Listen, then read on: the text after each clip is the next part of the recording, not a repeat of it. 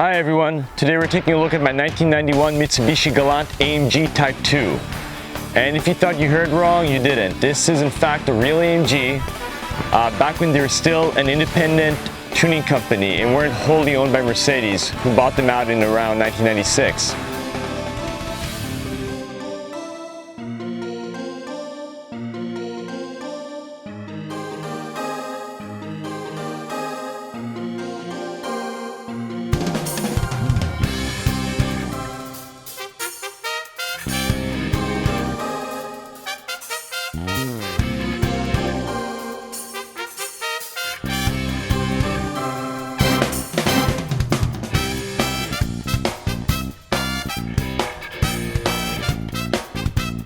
So during Japan's bubble economy in the late 80s, AMG entered into a sort of mini partnership with Mitsubishi. And at first they tuned the Debonair, the luxury sedan, in the mid 80s. And that was more of an interior luxury package where they did some stuff on the interior, but didn't really touch the engine. But with this Galant, starting in 1989 until 1991, AMG really went full on and worked their magic from the engine to the suspension to the body kit to the wheels and interior also. So only 500 of these AMG Galants were ever built between 1989 to 1991, and they're split between two types, the Type 1 and the Type 2. Here's the Type 2, which is actually the rarer of the two. Alright, so here on the front end we can see the first telltale sign that this is not just a normal Galant. You can see the Tuned by AMG badge here on the grille. This being the Type 2, it has a different grille design than the Type 1. The bumper is also AMG piece. It's very similar in design to the VR4 model, and it's really intimidating look from the front. It has the fog lights, glass headlights of course, and this is sort of the indication that there's something really special lying under this hood. Alright, so under the hood is where we can see that this is a real AMG and not just an appearance package like the Debonair AMG was. Because AMG did go through the whole engine with the 4G63 and they reworked the internal components. And as you can see, they proudly displayed their name on the engine valve cover here. And they took the base dual overhead cam 16 valve Mitsubishi engine and they really reinforced the internal components. So now the red line is around 8,000 K versus 7,400 I believe on the stock Galant. And it's not turbocharged like the VR4, but as a result there's no turbo lag. It's naturally aspirated and it's an excellent 4-cylinder engine that's really fun. So here on the side we can see more touches by AMG. First of all, you have the Tuned by AMG badge using their old typeface on the logo. You have an AMG wheel here, very rare, only put on the Galant AMGs. I've never seen it on any other model. So very rare touch here. And it's a nice dark gray metallic matching the rest of the body color. And I've only seen these in gray and black, because I believe those were the only two colors that the Galant AMG came in. So really adds to the look and the very intimidating style of this car. Touches that AMG did extend to the rear also. Very nice rear wing here that is different from the Type 1. Type 1 is sort of more of a slant look. This is much more in line with the VR4 look. Of course, you got the Mitsubishi Motor Company logo on the back here. You got the Tuned by AMG logo on the other side with Galant. The bumper is different and exhaust is also for this car. I believe it might be the same on the VR4, but don't quote me on that. And it really has the full package here with this beautiful gray metallic paint. It really complements the body kit that AMG so painstakingly made for this car. So looking at the side profile of the car, you can see it's a really good looking vehicle. Perfect ride height. It has been lowered slightly from a stock version using AMG suspension components. So sitting at a ride height that's not too low and obviously not too high, so it gets really good cornering ability while retaining enough comfort. So it's that combination of sports and luxury that AMG was really known for at the time. I mean, just looking at it again, almost 30 years on, it just looks like such a classic, great design. So the interior is actually my favorite part of this car. As much as I love the exterior design, these seats are some of the most comfortable I've sat in because they have enough cushioning, but look at the side bolstering on them. It just really hugs you in the seat. So some of the best seats. This steering wheel is perfect proportion, of course no airbag, so very lightweight, really good design. The shift knob is, again, really comfortable. I love this real wood grain on the knob. Everything's very accessible, so the AC controls, everything's really nice. So in the back here, we obviously have less room than the front, but I'm 6'2", and if you move the front seat just a little forward, there's still plenty of leg room here. A lot of headroom as well, because no sunroof, so it feels a lot bigger than it really is, because just the design of it, and even though it's a compact sedan, it can seat 4 adults pretty comfortably. Another thing I really like is these Galant floor mats centered. All JDM car sedans really have these kind of center floor mat with the car's logo on. And just the fabric of these seats has tested the time very well. Almost 30 years old, and it looks really brand new. Almost no wear on it, and it's just very comfortable, and it shows you the materials that Mitsubishi were using back then. Another thing I really like is these beautiful wood inlays that Mitsubishi did. You can see it on all the door cards, and this is real wood, not some plastic veneer that they did. This is fully real wood trim of very high quality, and it just adds a nice luxurious element to the interior. The relation from the shift knob to the steering wheel, a lot of these touches that you don't really pay attention to, but when you're driving you can really feel it as a driver. All the controls are perfectly accessible, and what I like about the AC unit is that there you have the center of controls here, but you click it here and you get a little contraption that has all your low, medium, high settings. So a little nice futuristic touch over here that you get sort of a little hidden design.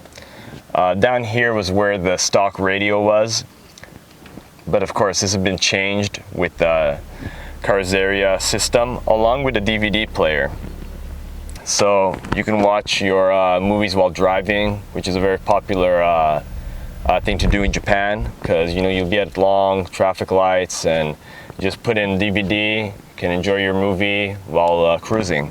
So I think these are just enough modern touches. I prefer everything stock and original, but it doesn't seem too intrusive, especially today where you see these big tablets on kind of the dash, poking out of the dash on modern cars.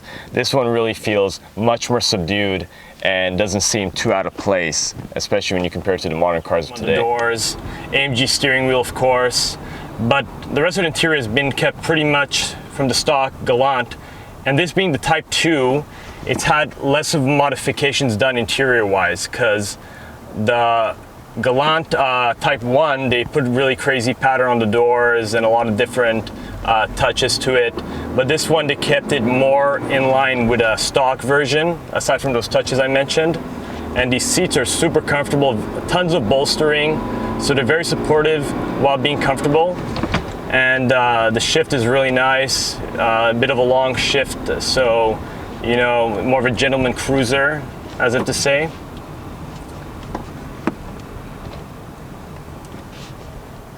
And it has everything that you'd expect from a car in the Japan bubble economy. It's got automatic AC control, power windows all around, power side mirrors. This one doesn't have cruise control, but I believe it could be ordered with it, and there's a ton of little gizmos here and there. What has been done to this car that is different from stock is the aftermarket radio with a CD player that was added probably sometime in the early 2000s.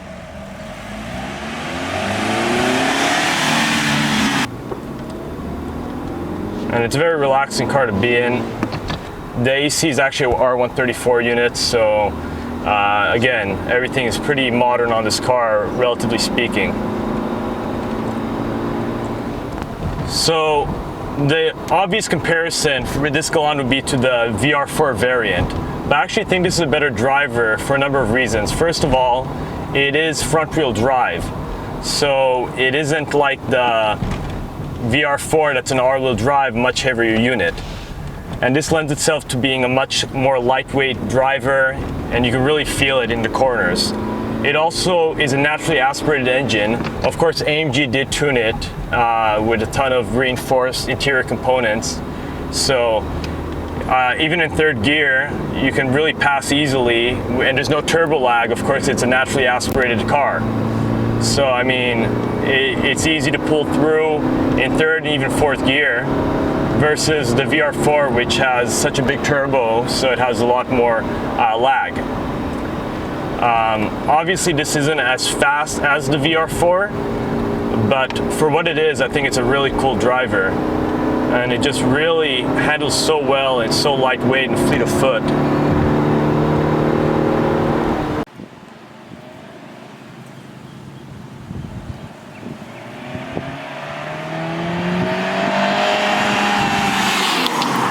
AMG's last four-cylinder engine until they were working on the A-Class AMG model.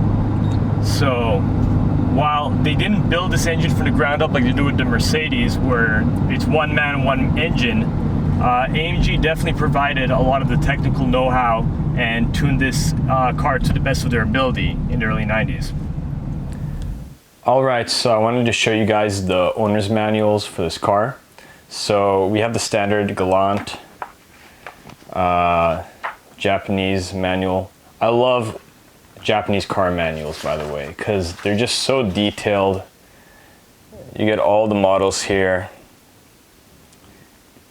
Two-wheel drive, all-wheel drive, tells you all the engine options, and it's just beautifully illustrated.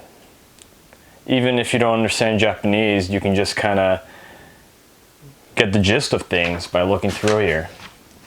And it's always the first thing I do before I really get into my car. Into my new Japanese car, I like to go through this whole thing. I use Google Translate if there's something I really want to know about, but it's just really fun to go through versus the just very dry and cold manuals we get in the West. I mean, it's just really cool. And all of these, to my knowledge, are doing it. At least all the ones from the 80s and 90s, all the 80s and 90s JDM cars I've had.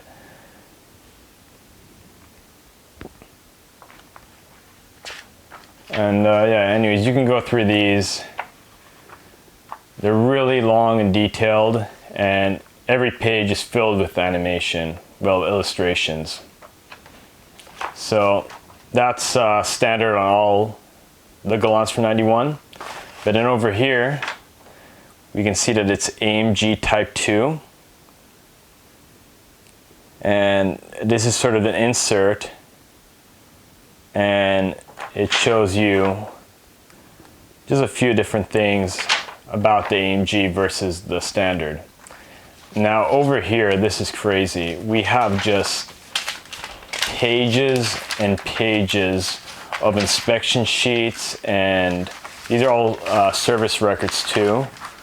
And this was a one-owner car, and this guy just took such good care of the vehicle, and there's literally thousands of yen, tens of thousands of yen in service records. Genuine parts, Mitsubishi. So I mean, this is just insane. I've never seen a car with these many records, aside from maybe a few of my BMWs that I've had. But for a Japanese car, usually you don't get this stuff when you buy them from auction. You know, it gets sort of lost. Here's more manuals. New motoring wave. But what I really wanted to show you guys is this. This is something I don't know if almost any Galant AMG owner has. But as you can see, this is the original sales brochure for the Mitsubishi Galant AMG. And Over here it says AMG of Germany, a name synonymous with the ultimate automotive construction in Europe. The work of these professionals enhances the overall quality of automobiles that have already attained astounding recognition for excellence. AMG's tuning philosophy is that of a perfectionist, and the company's advanced technologies are fully reflected in the Galant AMG 4-door Sports. AMG designed aerodynamics, enhancing body parts, original body paint, and so on to make the Galant AMG an astonishingly bold presence. The cockpit and cabin area combine to create a magnificent space punctuated by quality amenities. Unparalleled drivability is a result of exhaustive tests on the Autobahn. However you look at it, this 4-door sedan reveals exhilarating quality. The fine-tuned Galant AMG, the marriage of Japanese and German technologies and senses place it at the top of the 4-door sports car class. And I mean, if you guys can see my channel name, Euro-JDM Garage, this pretty much perfectly exemplifies Euro, AMG, Japan, JDM with Mitsubishi. And this is probably the best collaboration between Germany and Japan ever, because I don't think their last collaboration prior to this ended so well. But I just want to show you guys, look at this beautiful, beautiful brochure, AMG Tuned 4-door Sports. Now on this side it's showing you the Type 2, which is my model. I think it's really interesting, by the way, that they did put this kind of blurb in English, which is strange, you know, neither company is Anglo, so not from the English-speaking world, but I guess it's sort of just that touch of quality, and I guess if they put it in German, no one would understand it. So, and here we can see this is the Type 1, and really cool, and here's the Type 2. So we can see just a brief comparison. They do have the same wheels. We can see it's a different grill, different grill, different bumper. Side skirts are slightly different. The wing is different. Rear bumper is different. And then over here we can see the Type 1. And yeah, these were the seats I was talking about. You see a little bit of a different design. So this is really a piece of history, if you ask me, because I believe this is what you got at the dealership before you placed your order for your car. In Japan, it's very personalized. So it shows you the Type 1 to Type 2. And I just wonder how many of these pamphlets are still around, let alone in this condition. And this gives you the full details. And over here, there's a spec sheet with the equipment. All this in Japanese, so I can't really read it, but yeah, this is just really cool, and it just shows you this was a genuine AMG product that they were definitely proud of. And this is something I just really don't think, from the remaining AMG Galants, which I don't know how many there are in the world. I believe they built 500 originally, but out of all the remaining Galant AMGs, I highly doubt there's one that has this much documentation and all these historical artifacts still present and in such good condition. I mean, this is just crazy.